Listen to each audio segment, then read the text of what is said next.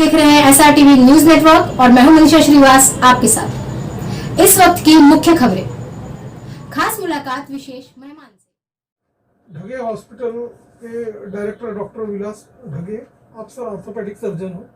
Sir, हम आपसे ये जानना चाहेंगे कि आए दिन देखा गया कि काफ़ी जो यंगस्टर्स है उसमें वेस्कुलर नेक्रोसिस के प्रॉब्लम काफ़ी आ रहे हैं, ऑर्थो रिलेटेड डिजीज बढ़ रहे हैं। इस संदर्भ में आपका क्या आकलन है, क्या एनालिसिस है, उस बारे में बताइए।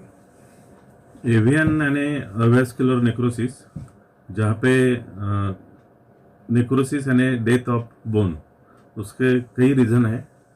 जैसे अल्कोहल कंजम्पशन या कोई रिलेटेड दूसरा ट्रॉमा रहता है, उसके वजह से वो बॉल का जो रहता है वो ब्लड सप्लाई कम होने की वजह से बोन का डेथ हो जाता है, उसको अवेस्कुलर नेक्रोसिस बोलते हैं। ये भी देखा गया कि जो फाइब्रोसिस की वजह से भी देखा गया है कि जो ब्लड वेन्स है उसमें रक्त प्रवाह में ब्लॉकेड आ जाता है, उसके जो वजह से वेरिकेंस वेन्स के भी प्रॉब्लम काफ़ी बढ़ गया है। तो इस संदर्भ में थोड़ा जानकारी दीजिए, ये किस तरह की डिजीज होती है और इसके पर्टिकुलरली जो विक्टिम्स है किस प्रकार के होते हैं, उस बारे में बताइए। Avascular necrosis generally related to high dose of steroids, उसकी वजह से होते हैं, या एक्सेसिव अल्कोहल कंजम्पशन, ये भी एक रीज़न है। और जनरली एज ग्रुप 20 to 50 में कॉमन पाया जाता है।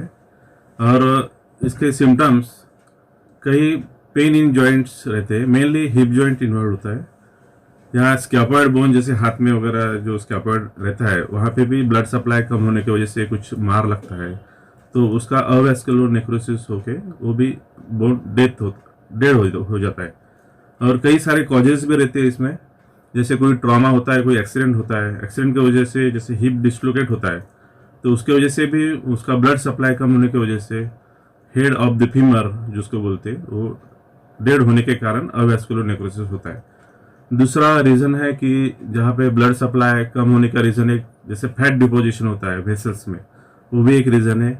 और सर्टन डिसीजेस रहता है, जैसे कई कम्युनिटीज़ में सिकल सेल डिसीज रहता है, सिकल सेल डिसीज में भी ब्लड सप्लाई कम होने की वजह से पर्टिकुलर हिप जॉइंट में इन्वॉल्व होता है, वो अवेस्कुलर नेक्रोसिस, वो हेड का होने की वजह से बोन डेड हो जाता है। और बाकी के रीजंस है कि लगभग 25% जो उसका अननोन रीजन रहता है, उसका कुछ कारण नहीं रहता है होने का, यही एक अवेस्कुलर नेक्रोसिस है। सर, ये भी देखा कि आमतौर पे जो यंगस्टर्स है जो प्रोटीन का इंटेक ज़्यादा करते हैं, प्रोटीन सप्लीमेंट्स लेते हैं, जो स्टेरॉइड्स और मर्क्यूरी का ज़्यादा इस्तेमाल करते हैं, उनमें भी ये तो इस तरह के कॉजेज आ रहे हैं, तो ये तो चिंता का विषय है। आप बताइए कि इसे रोकथाम के लिए किस तरह से यंगस्टर्स को आप ये दे सकते परामर्श उस बारे में। हाँ, प्रोटीन से लेना तो जिम वाले जनरली प्रोटीन सोरे लेते हैं, लेकिन जो स्टेरॉइड है, मेन रीज़न अवेस्कुलर नेक्रोसिस का हाई डोज ऑफ स्टेरॉइड, उसके वजह से काफ़ी वेसल्स में ब्लॉकेज आता है, और वही एक रीज़न है अवेस्कुलर नेक्रोसिस होने का। और बाकी तो जैसे मैंने बाकी रीज़न तो है ही जो बताया है कि अल्कोहल कंजम्पशन और बाकी के मेडिकल डिसीज है, वो भी रिलेटेड है। यंगस्टर को मुझे यही कहना है कि आप प्रोटीन डाइट ले लीजिए, लेकिन जैसे स्टेरॉइड इंटेक रहे वो बिल्कुल अवॉइड कीजिए, वही एक मेन रीज़न है जिसकी वजह से ये डिसीज होता है। सर, जॉइंट रिप्लेसमेंट की आवश्यकता न गिरे, इसकी वजह से जो हिप सेविंग सर्जरी जो है वो भी आप लोग परफॉर्म करते हो। हाँ, थोड़ा उस बारे में आप जानते हैं। जैसे स्टेजेस रहता है डिसीज का, जनरली 4 स्टेज रहता है डिसीज का। तो पहले स्टेज में जैसे एक्सरे में तो कुछ दिखता नहीं है, फर्स्ट स्टेज में उसके लिए फर्स्ट जैसे पेन रहा है कुछ जॉइंट में तो MRI करना जरूरी रहता। उस स्टेज में अपने को MRI में फर्स्ट स्टेज पता चलता है। फर्स्ट स्टेज में अपन प्रिजर्वेटिव कंजर्वेटिव ट्रीटमेंट कर सकते, जैसे ऑपरेट कर सकते हैं, लेकिन बॉल रिप्लेसमेंट की जरूरत नहीं रहती, उसको कोर डिकम्प्रेशन बोलते हैं। जनरली नेक पार्ट में ड्रिलिंग करना पड़ता है, ड्रिलिंग करने के बाद जरूरत पड़ी तो कभी कभी फिबुला ग्राफ्ट जैसे पैर का एक बोन निकाल के जहाँ पे अपन ने ड्रिलिंग किया उसमें वहाँ पे इंसर्ट करते हैं। उसके वजह से हो सकता है कि हेड कमजोर हो सकता है, लेकिन चांसेस 50-50 रहता है डिपेंडिंग ऑन द स्टेज। और बाकी के स्टेज में सेकंड स्टेज जो रहता है जनरली अपने को एक्सरे में भी क्लियर दिख जाता है कि थोड़ा सा चेंजेस है और उसमें कोलैप्स नहीं रहता है। और थर्ड स्टेज में साइंस ऑफ कोलैप्स, यानी हेड जैसे ही खराब होता है तो उसकी हाइट छोटी हो जाती है।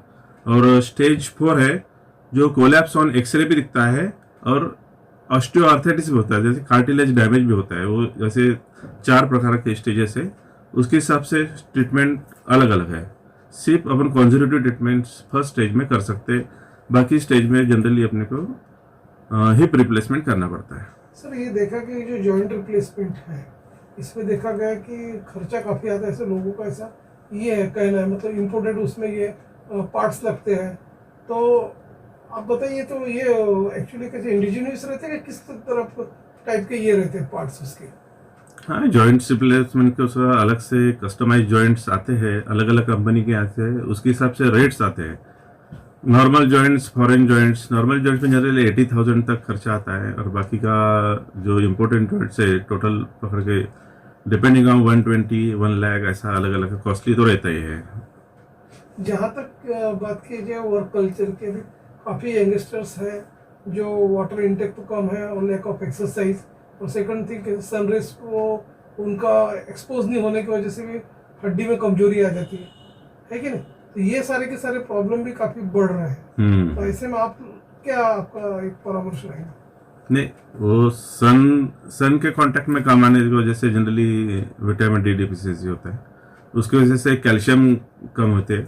और जैसे अभी तो ये 2 साल के इसमें जनरली कोविड जो भी चल रहा है उसकी वजह से बाहर लोग जाना पसंद नहीं करते थे, उसकी वजह से भी काफ़ी विटामिन डिफिशिएंसी या बोन मिनरल डिफिशिएंसी हो जाती है। जैसे एक्सरसाइज नहीं होता है, एक्सरसाइज जैसे करेंगे वैसा कि आपका हड्डी का मजबूत हो जाएंगी और कैल्शियम बढ़ेगा, वही एक है।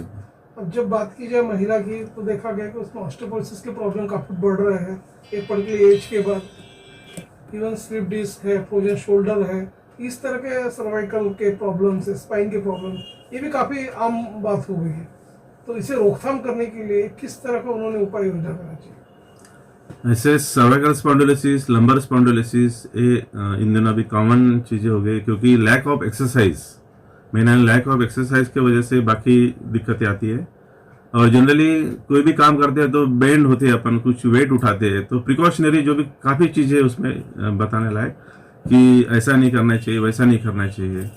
तो जैसे भी है, yoga is the best, yoga कीजिए, और जो भी बैक एक्सरसाइज है, नेक एक्सरसाइज है, रेगुलर फॉलो कीजिए, और minimum 30 minutes walking, morning walking is very essential. ये भी देखा कि अभी कोल्ड का जो सीजन चल रहा है इसमें आर्थराइटिस के प्रॉब्लम काफ़ी बढ़ रहे हैं, साइटिका के प्रॉब्लम भी काफ़ी बढ़ रहे हैं। तो किस तरह का प्रिकॉशंस मेजर रखना चाहिए? इससे साइटिका के प्रॉब्लम बढ़ रही है, अभी कोल्ड का जो सीजन चल रहा है, आर्थराइटिस के प्रॉब्लम काफ़ी बढ़ रहे हैं। तो किस तरह के प्रिकॉशंस मेजर्स को अडॉप्ट करना चाहिए? प्रिकॉशंस यानी जनरली फिजियोथेरेपी, व्यायाम, एक्सरसाइज वही है, उसके वजह से काफ़ी अपन जो भी पेन है उसको रिड्यूस कर सकते हैं।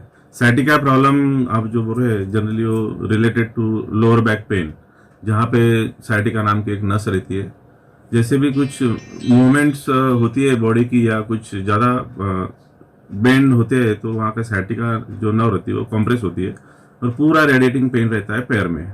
उसके लिए जनरली आप बैक एक्सटेंशन एक्सरसाइज वगैरह करेंगे तो आप अवॉइड कर सकते हैं, और डेली जनरली ग्रीन वेजिटेबल्स या कैल्शियम युक्त जो भी खाना रहता है वो आप खाएंगे तो उससे काफ़ी कम हो जाता है।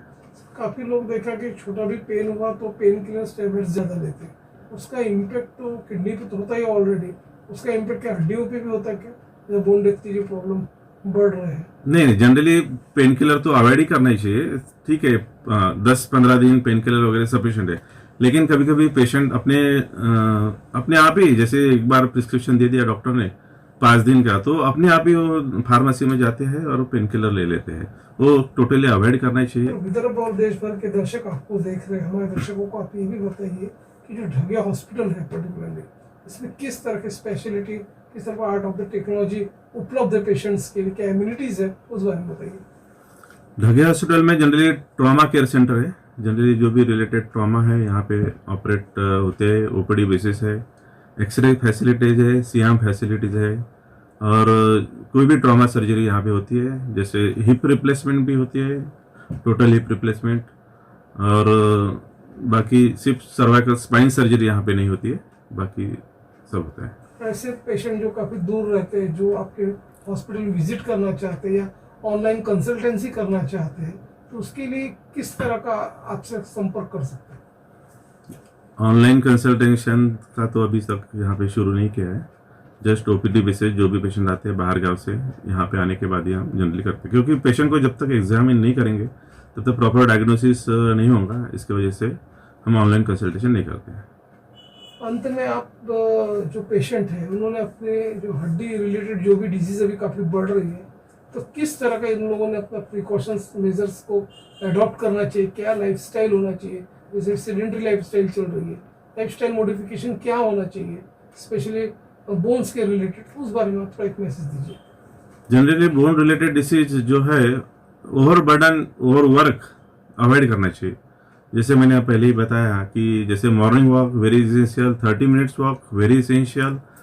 आप जैसे भी कुछ भी रहे तो जस्ट सन में आप आधा घंटा 1 घंटा तभी घूमिए, तो उसकी वजह से विटामिन डी काफ़ी मात्रा में आपको आ जाएगा। और vitamin D is very essential for calcium absorption. Calcium आपका बॉडी का अच्छा रहेगा तो बाकी के बोन्स अच्छे रहेंगे।